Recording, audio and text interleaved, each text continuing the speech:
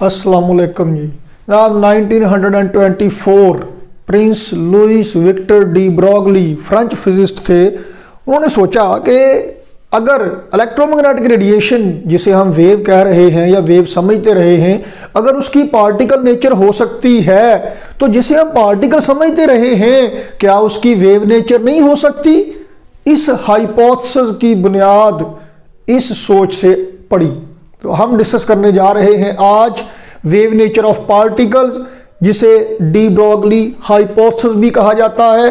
जनाब de Broglie साहब ने यह हाइपोथेसिस पेश किया। पहले ये हाइपोथेसिस ही था, फिर एक्सपेरिमेंटल एविडेंसेस इसकी सपोर्ट में आए, तो फिर हमने इस पे यकीन किया ज़रा ज़्यादा।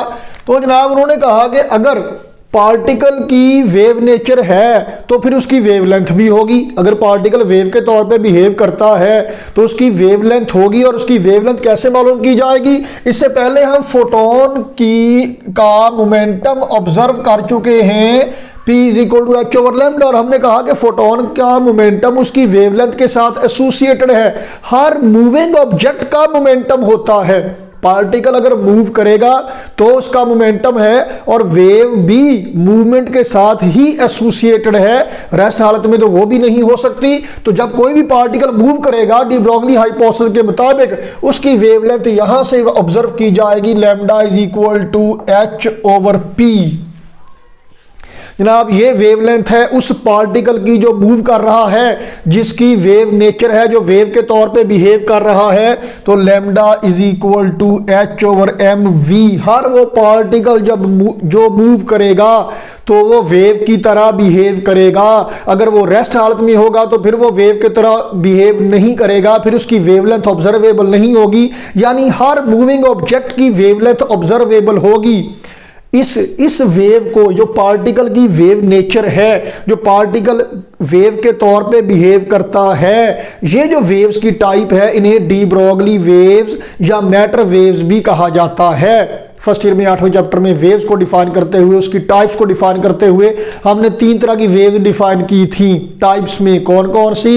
इलेक्ट्रोमैग्नेटिक, जिनको प्रोपेगेट करने के लिए मीडियम की जरूरत नहीं होती, मटेरियल वेव्स या मैकेनिकल वेव्स, जिनको प्रोपेगेट करने के लिए मीडियम की ज़रूरत होती है, और तीसरी जनाब अब ये मैटर वेव्स हैं, ये डी ब्रोगली वेव्स भी कहलाती हैं। अब यहाँ पे ये सवाल नहीं पूछना कि सर जी ये जो वेव्स हैं क्या इनको प्रोपेगेट करने के लिए मीडियम की ज़रूरत है कि नहीं है। नहीं, ये सवाल ही नहीं बनता, क्योंकि ये एसोसिएटेड है पार्टिकल के साथ जो मूव कर रहा है। तो अगर पार्टिकल मूव कर रहा है तो वो वेव के तौर पर बिहेव करेगा, और इन वेव्स को आप ऐसे करके भी ड्रा नहीं कर सकते, और ना ही हम करेंगे। ये इस तरह की वेव्स नहीं है। ये असल में उस पार्टिकल की प्रॉपर्टीज या कैरेक्टरिस्टिक्स पे डिपेंड करती हैं। वो पार्टिकल बिहेव करेगा वेव के तौर पे, आगे जाके हम डिस्कस करेंगे। उसकी प्रॉपर्टीज वेव जैसी होगी। जिन शराइत पे वेव्स पूरा उतरेगी वो उन शराइत पे पूरा उतरेगा, वो बिल्कुल वेव्स की तरह बिहेव करेगा। अभी फिलहाल तो अभी तो बात शुरू हुई है, अभी इस स्टेज पे ये समझना जरा मुश्किल होगा। जैसे जैसे बात आगे चलेगी तो इंशाल्लाह मामला जरा क्लियर होता जाएगा। तो जनाब डी ब्रोगली साहब ने कहा, आपकी बुक में, पंजाब टेक्स्ट बुक बोर्ड की बुक में पेज नंबर 192 पे साइड बार में है, लाइट इज इन शॉर्ट, कि जी लाइट जो है, अल मुख्तसर ये कि जो लाइट है ये क्या है, most refined form of matter है। मादे की खालस तरीन शक्ल लाइट है। तो कन्वर्सली आप यूं भी कह सकते हैं कि matter is the concentrated form of energy and light is the refined form of matter. तो मैटर और एनर्जी यानी इलेक्ट्रोमैग्नेटिक रेडिएशन और मैटर, जिसे हम पार्टिकल कहते रहे हैं, ये कोई अलग-अलग चीजें नहीं है, बेसिकली ये एक ही है। बहरहाल ये बात हम डिस्कस करेंगे अगले टॉपिक में जब हम वेव पार्टिकल डुअलिटी को डिस्कस करेंगे। अभी तो हम बात कर रहे हैं कि हर मटेरियल ऑब्जेक्ट जिसे हम पार्टिकल समझते रहे हैं, जब तक वो मूव नहीं कर रहा तब तक ना सही, लेकिन जब वो मूव करेगा तो वेव्स के तौर पे बिहेव करेगा। अब सवाल ये है कि ये जो पार्टिकल की वेव नेचर है, पार्टिकल के साथ एसोसिएटेड उसकी वेवलेंथ है, क्या आप इस वेवलेंथ को मेजर कर सकते हैं? क्या आप इस वेवलेंथ को ऑब्जर्व कर सकते हैं? तो जनाब हम ऐसा करते हैं, हम जनरली 2 एग्जाम्पल्स काउंट करते हैं जो आपकी बुक में भी दी गई है। एक बुलेट के लिए, फॉर बुलेट, एक बुलेट है जिसका मैस है जनाब ऑलमोस्ट 20 ग्राम, यानी कि 0.02 किलोग्राम इसका मैस है जी। और ये मूव कर रही है, वेलोसिटी है जनाब इसकी 330 मीटर पर सेकंड।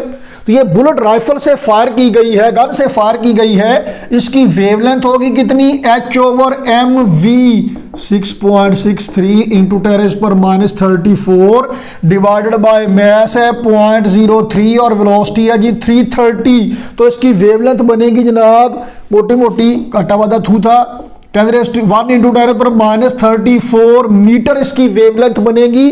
तो वेवलेंथ तो इसकी है, इतनी कम वेवलेंथ कैलकुलेट करने के लिए हमारे पास इंस्ट्रूमेंटेशन ही नहीं है, इतनी कम वेवलेंथ ऑब्जर्वेबल ही नहीं है। इसका मतलब यह है कि मैक्रोस्कोपिक लेवल पर अगर कोई पार्टिकल मूव कर रहा है तो उसकी वेवलेंथ ऑब्जर्व ही नहीं होती। देखिए जी, क्लासिकल फिजिक्स क्या कहती है, क्लासिकल फिजिक्स ये कहती है कि पार्टिकल तो पार्टिकल है, वो तो वेव नहीं है।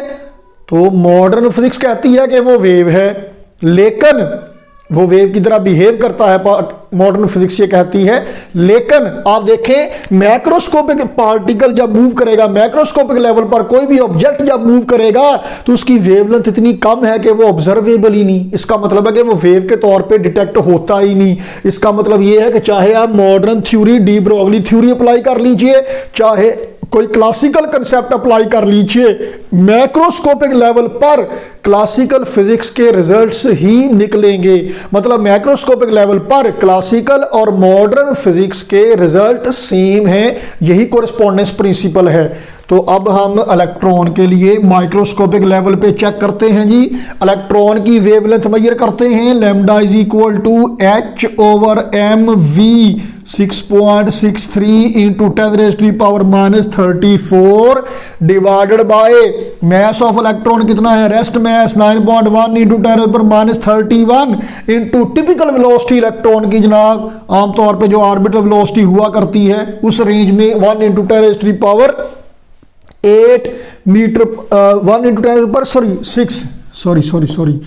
इंटू 10⁻6 मीटर पर सेकंड। और ये जनाब कर करा के बन गया, मैं बुक वाली वैल्यूज लिख रहा हूं, खुद कैलकुलेट नहीं कर रहा, 7 इंटू 10⁻10 मीटर पर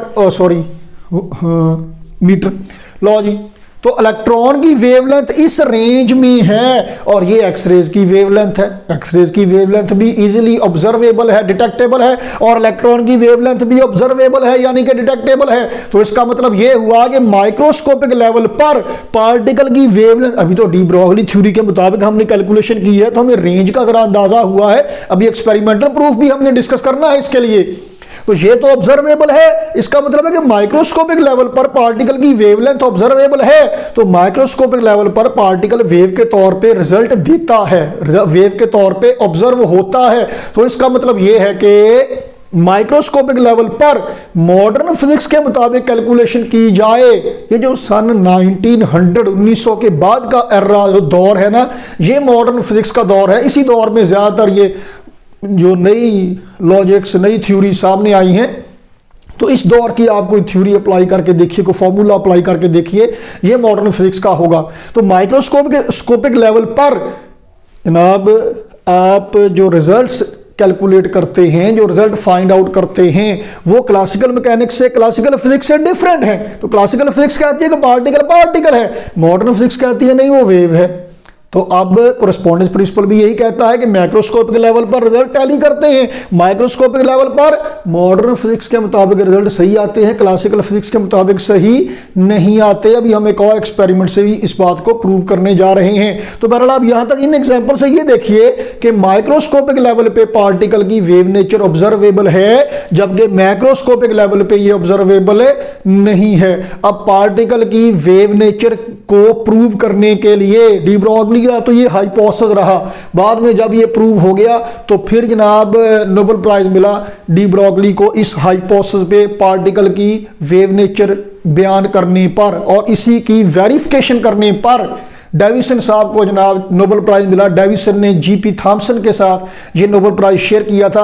और अभी हम डेविसन का एक्सपेरिमेंट डिस्कस करने जा रहे हैं, Davisson and Germer experiment for the confirmation of wave nature of particle. तो आइए जनाब अली एक्सपेरिमेंट शुरू करते हैं। डेविसन एंड जर्मर का जो एक्सपेरिमेंट है, डेविसन और जर्मर साहब ने जो एक्सपेरिमेंट किया, ये इलेक्ट्रॉन की वेव नेचर को कंफर्म करता है, यानी पार्टिकल की वेव नेचर को कंफर्म करता है, डी ब्रोगली थ्योरी को सपोर्ट करता है, बल्कि बेहतर यह है कि यूं कहें कि डी ब्रोगली की थ्योरी को प्रूव करता है, और ये डिफ्रैक्शन के थ्रू प्रूव करता है। देखिए जैसे मैंने पहले कहा कि जब आप पार्टिकल की वेवलेंथ कैलकुलेट करेंगे तो उसकी वेव को आप इस तरह से करके बनाएंगे नहीं, बल्कि आप उसकी कैरेक्टरिस्टिक की बुनियाद पे चेक करेंगे। अगर ये वेव है तो वेव की खुसूसियत है डिफ्रैक्शन करना, इंटरफेरेंस करना। हर वो शय जो डिफ्रैक्शन करेगी, जो डिफ्रैक्शन वाले रिजल्ट्स देगी, वो वेव होगी। हर वो शय जो इंटरफेरेंस करेगी वो वेव होगी। तो अगर कोई पार्टिकल डिफ्रैक्शन इंटरफेरेंस करता है तो इसका मतलब है कि वो वेव है। तो डेविसन एंड जर्मर ने इलेक्ट्रॉन की यानी पार्टिकल की डिफ्रैक्शन के थ्रू ये प्रूव किया कि ये वेव के तौर पे बिहेव करते हैं। तो एक्सपेरिमेंट शुरू करते हैं। क्या किया जी इन्होंने कि लैम्डा वेवलेंथ मालूम की पहले H/mv से, m तो मैस है इलेक्ट्रॉन का, वेलोसिटी मालूम करें। अब वेलोसिटी कैसे, स्पीडोमीटर लगा दें इलेक्ट्रॉन के साथ मेजर करने के लिए, ये भी काम ठीक नहीं है। तो उसके लिए क्या किया गया, इलेक्ट्रॉन गन से इलेक्ट्रॉन को फायर किया गया। इधर ध्यान से देखिएगा, बुक में थोड़ा कंफ्यूजन भी है और डायग्राम सही नहीं बनी हुई, ध्यान से मेरे साथ रहिएगा। फिलहाल मैं बुक वाली ही डायग्राम बना रहा हूं, बाद में एक्सप्लेन करता हूं कि इसमें मसला क्या है। तो हमारे पास फिलामेंट है और उसके साथ कैथोड है, इनडायरेक्टली हीटेड कैथोड है। इलेक्ट्रॉन गन जैसे सीआरओ वाले टॉपिक में आपने पढ़ी हुई है चैप्टर नंबर 14 में। तो जनाब यहां से इलेक्ट्रॉन की बम्बार्डमेंट होती है, इलेक्ट्रॉन निकलते हैं और इलेक्ट्रॉन की किनेटिक एनर्जी उतनी ज्यादा होगी जितना आपने फिलामेंट को वोल्टेज ज्यादा प्रोवाइड किए होंगे। तो इलेक्ट्रॉन की जो किनेटिक एनर्जी है ये किस पे डिपेंड करेगी, क्यू डेल्टा वी। क्यू की जगह पे आएगा ई और पोटेंशियल डिफरेंस वी। ये वी वो वोल्ट हैं जो आपने फिलामेंट को दिए, ई इलेक्ट्रॉन पे चार्ज है।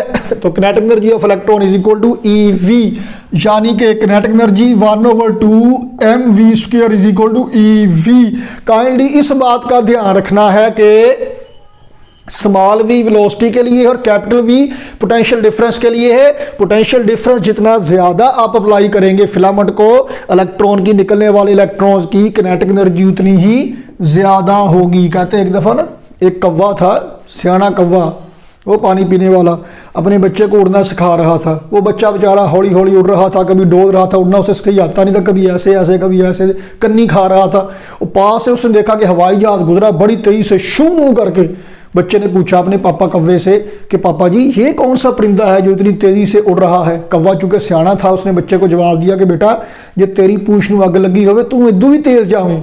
मतलब उसमें से जहाज को आग लगी हुई थी, इंजन आग उगल रहा था। तो बिल्कुल ऐसे ही जनाब फिलामेंट को प्रोवाइड किए जाने वाले वोल्टेज जितने ज्यादा होंगे, जितनी इसकी पूंछ को आग ज्यादा लगेगी, किनेटिक एनर्जी भी उतनी ही ज्यादा होगी। हमने यहां पे बनाना है mv ताकि इस फार्मूले में वैल्यू पुट कर सकें और वेवलेंथ निकाल सकें। तो चलें mv²। तो बराए मेहरबानी ध्यान रखना है स्मॉल वी और कैपिटल वी में फर्क देखें, मैं क्लियरली डिफरेंशिएट कर रहा हूं, बना रहा हूं। स्मॉल वी वेलोसिटी के लिए, कैपिटल वी पोटेंशियल के लिए। दोनों साइडों को m से मल्टीप्लाई कर दें, 2mev। लो जी, तो mv अब स्क्वायर रूट ले लीजिए, 2mev √ लो जी mv की वैल्यू यहां पे लैम्डा वाली इक्वेशन में पुट कीजिए तो क्या बनेगा, this implies that lambda is equal to h/mv की जगह पे आएगा 2mev। Deviation and Germer experiment में यहां पे 54 वोल्ट अप्लाई किए गए। अगरचे ये वन ऑफ दी पॉसिबिलिटीज है, आप वोल्टेज कम ज्यादा करके एडजस्टमेंट करके भी कर सकते हैं काम। तो अगर 54 वोल्ट यहां अप्लाई किए गए, देखें सिर्फ यही हमें चाहिए था। ई इलेक्ट्रॉन पे चार्ज है, मैस इलेक्ट्रॉन का, प्लैंक्स कांस्टेंट, ये सारी चीजें हमें नोन है। तो ये सारी वैल्यूज जब आप पुट करते हैं, मैं एक दफा फिर बता दूं कि मैं वैल्यूज पुट करके जवाब बुक से ही देख के लिख दूंगा, ज्यादा तकलीफ नहीं करूंगा कि मैं कैलकुलेट करूं। तो फर्ज करें कि ये ठीक है, 1.6 × 10⁻19 इंटू वी आ गया जी 54 और √ आ गया। तो जनाब आली यहाँ से जब वेवलेंथ मेजर की गई तो वेवलेंथ निकली जनाब 1.66 × 10⁻10 मीटर। ये इलेक्ट्रॉन की वेवलेंथ निकली है इस एक्सपेरिमेंट के मुताबिक। कि जब इलेक्ट्रॉन इतनी स्पीड से मूव करेंगे, कितनी स्पीड से मूव करेंगे, जब फिलामेंट को 54 वोल्ट प्रोवाइड करेंगे तो ये इनडायरेक्टली कैथोड को हीट अप करेगा, यहां से एनर्जी लेके इलेक्ट्रॉन निकलेंगे, तो ये इलेक्ट्रॉन जब मूव करेंगे तो उनकी वेवलेंथ होगी 1.66 × 10⁻⁻10 मीटर। आप सोच रहे हैं कि सर ने कहा था कि इलेक्ट्रॉन की वेव नेचर कंफर्म की गई है डिफ्रैक्शन से। डिफ्रैक्शन तो अभी आई ही नहीं, क्योंकि अभी तो इलेक्ट्रॉन मूव कर रहा है। अभी तो डी ब्रोगली थ्योरी के मुताबिक हमने वेवलेंथ चेक की है कि अगर इतने वोल्ट से उनको एक्साइट किया जाए और ये इलेक्ट्रॉन निकल के जाए तो इतनी वेवलेंथ इनकी बनेगी। इसका मतलब है कि इन इलेक्ट्रॉन्स को बिहेव करना चाहिए इतनी वेवलेंथ वाली वेव की तरह, और ये वेवलेंथ है एक्सरेज की रेंज में। अच्छा, हम ये करते हैं कि इन एक्सरेज की बम्बार्डमेंट करते हैं निकल के क्रिस्टल पे। फिलहाल मैं एक बार फिर रिपीट कर दूं कि मैं बुक वाइज डायग्राम बनाने लगा हूं, लेकिन ये ठीक नहीं है। तो फिलहाल आप ये देखिए बस कि बुक वाइज डायग्राम कैसे है जी। लो जनाब, ये निकल क्रिस्टल पर ये पड़े हैं इलेक्ट्रॉन और पढ़ के इधर को चले गए। बुक वाले ने यहां पे ये वाला एंगल बनाया है, ये इलेक्ट्रॉन यहां से पढ़ के बेंड कर गए हैं, डिफ्रैक्ट हो गए हैं जनाब। ये इलेक्ट्रॉन यहां से डिफ्रैक्ट होते हैं at an angle of 65 degree. इस एंगल का इस कैलकुलेशन से फिलहाल कोई रिलेशन नहीं है।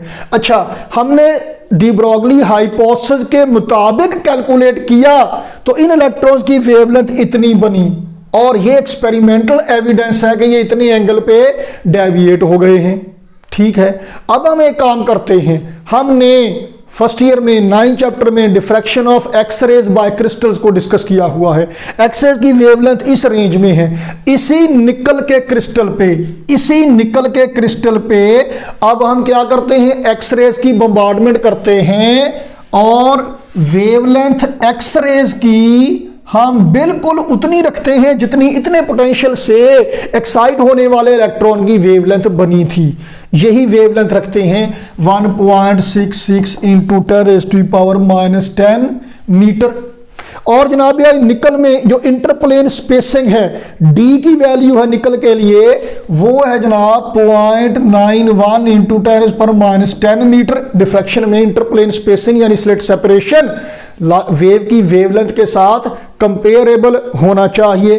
तो ये जनाब वाली इतनी है इंटरप्लेन स्पेसिंग निकल के लिए। तो ब्रैग्स लॉ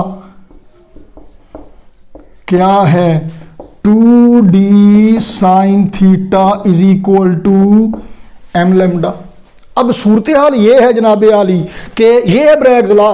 अब डी इंटरप्लेन स्पेसिंग, नॉन वेवलेंथ है एक्सरेज की 1.66 × 10⁻10 मीटर, और इतनी वेवलेंथ वाले एक्सरेज जब निकल क्रिस्टल पे इंपिंज किए गए, बम्बार्डमेंट किए गए तो जनाब इत्तेफाक देखें करना खुदा का क्या हुआ कि वो 65 डिग्री के एंगल पे डेविएट हुए।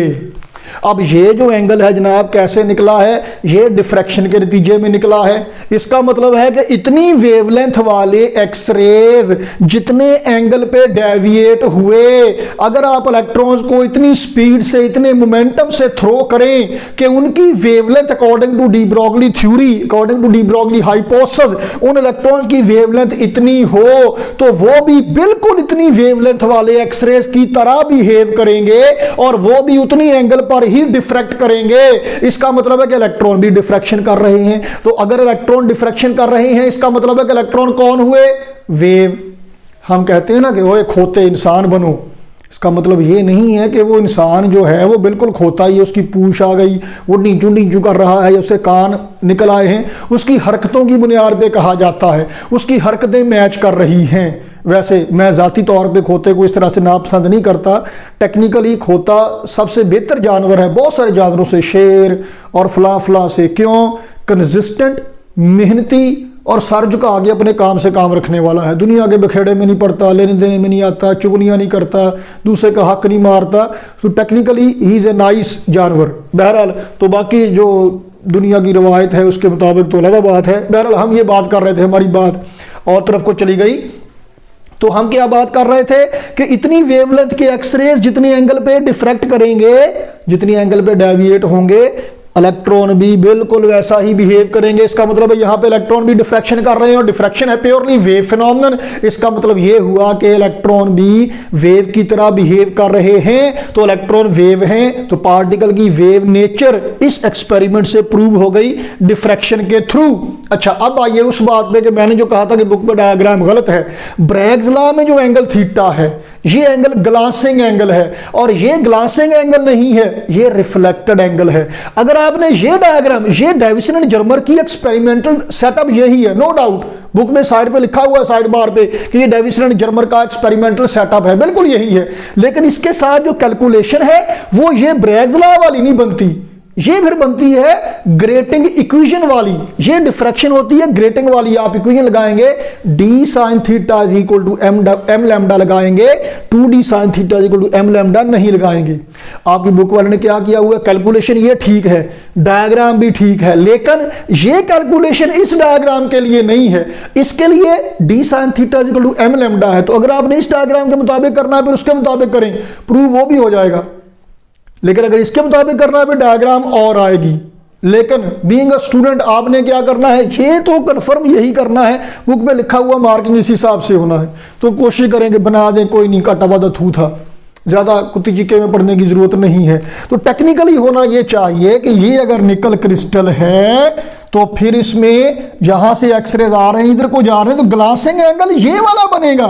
तो ब्रैग्स लॉ में ये वाला एंगल आता है, तो अगर ब्रैग्स लॉ की डायग्राम बनाना है फिर इस तरह की बनेगी, ये नहीं बनेगी। इसके साथ से कैलकुलेशन ग्रेटिंग इक्वेशन वाली आएगी। लेकिन बहरहाल ये एक गलती है जो नॉमिनेट कर दी गई है, लेकिन बहरहाल आपने ऐसे कर लेना है, कोई नहीं, सियाने बियाने बंदे भी कर ही लेंदे होंदे हैं।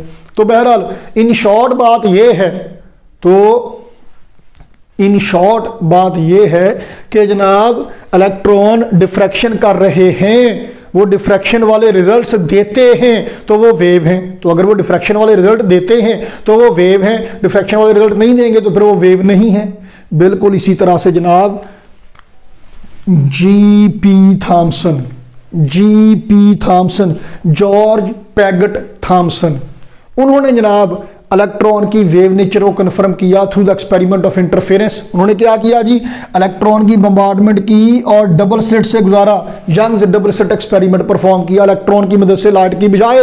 तो अगर तो इलेक्ट्रॉन होते पार्टिकल की तरह बिहेव करते तो फिर क्या करते, यहां से इस स्लिट से और इस स्लिट से गुजरने के बाद कोई इलेक्ट्रॉन यहां पे जाता, यहां पे जाता, यहां पे जाता, कोई ओवरलैप हो जाते, तो रैंडमली स्पॉट्स बनने चाहिए थे, बिल्कुल सामने बनते। अगर ये स्लिट से टकरा के मुड़ जाते, बेंड कर जाते, डेविएट हो जाते, कोई यहां पे जाता, कोई यहां पे, कोई यहां पे, तो रैंडमली स्पॉट्स बनना चाहिए थे। लेकिन ऐसा नहीं हुआ, बल्कि क्या हुआ, टारगेट स्क्रीन पे यंग्स डबल स्लिट एक्सपेरिमेंट के रिजल्ट्स की तरह bright dark bright dark bright dark fringes बनी। ये जो फ्रिंजेस का बनना है, इंटरफेरेंस वाली फ्रिंजेस का बनना, ये साबित करता है कि इलेक्ट्रॉन ने यहां पे वेव की तरह बिहेव किया है, क्योंकि इंटरफेरेंस जैसा रिजल्ट दिया है, इंटरफेरेंस वाला पैटर्न दिया है, इसका मतलब है कि वो वेव है।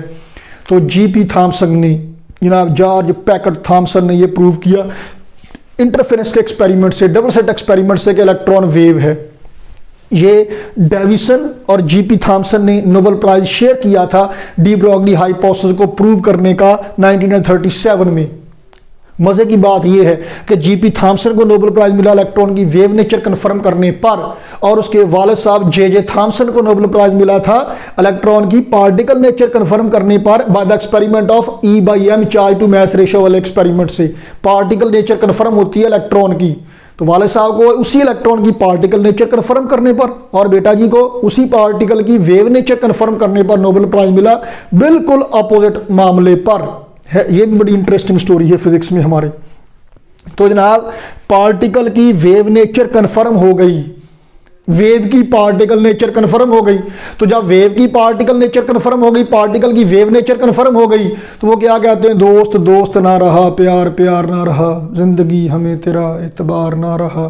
तो पार्टिकल ना रहा, वेव वेव ना रहा, तो फिर क्या हुआ, क्या पार्टिकल को वेव कहें, वेव को पार्टिकल कहें, खिर्द का नाम जनू रख दिया, जनू का खिर्द, पार्टिकल का नाम वेव रख दिया, वेव का पार्टिकल। तो जब वेव का नाम पार्टिकल रख दिया तो वो वेव नहीं रही, तो वेव पार्टिकल बन गई है, पार्टिकल वेव बन गई है। इस बात को एक्सप्लेन करेंगे जनाब हम अगली वीडियो में। हमारे साथ रहिएगा, देखते रहिएगा।